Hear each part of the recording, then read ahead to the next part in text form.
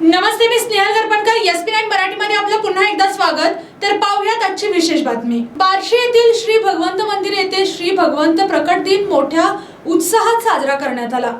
या निमित्त आयोजित महापूजा महाराष्ट्राचे मुख्यमंत्री देवेंद्र फडणवीस यांच्या हस्ते पार पडली. तर पाहूयात आजची सविस्तर बातमी. मंदिराच्या इतिहासात प्रथमच सभा मंडपात मुख्यमंत्र्यांच्या हस्ते महापूजा झाल्याने भाविकांमध्ये विशेष उत्साह पाहायला मिळाला. यानंतर बार्शी शहरातील प्रधानमंत्री आवास योजना व रमाई आवास योजनेअंतर्गत लाभार्थ्यांना घरांच्या चाव्यांचे वितरणही मुख्यमंत्री फडणवीस यांच्या हस्ते करण्यात आले. यावेळी बोलताना मुख्यमंत्र्यांनी श्री भगवत मंदिराच्या विकास आराखड्याबाबत महत्त्वाची माहिती दिली. 12व्या शतकातील हेमाडपंथी शैलीतील हे मंदिर भगवान विष्णूंना समर्पित असून या मंदिराचा विकास आराखडा प्रशासनाकडे सादर करण्यात आला आहे.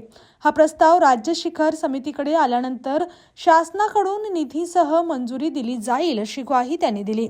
तसेच या परिसराचा उल्लेख प्राचीन ग्रंथांमध्ये आढळतो. त्यामुळे येथील अध्यात्म, लोकपरंपरा आणि ऐतिहासिक सांस्कृतिक वारसा जपणे अत्यंत आवश्यक असल्याचे मुख्यमंत्री म्हणाले. श्री भगवंत मंदिर तीर्थक्षेत्र विकास आराखड्याद्वारे या भागाचा सर्वांगीण विकास केला जाईल असेही त्यांनी स्पष्ट केले.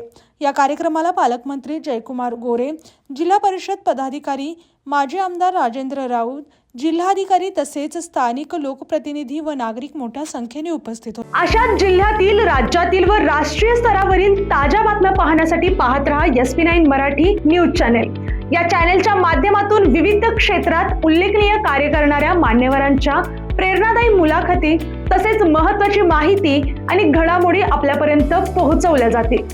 अशा नवीन बातम्या आणि माहिती मिळवण्यासाठी चॅनलला लाईक करा, शेअर करा आणि हो, सबस्क्राईब करायला विसरू नका. पाहत रहा SP9 Marathi, your time your news. धन्यवाद.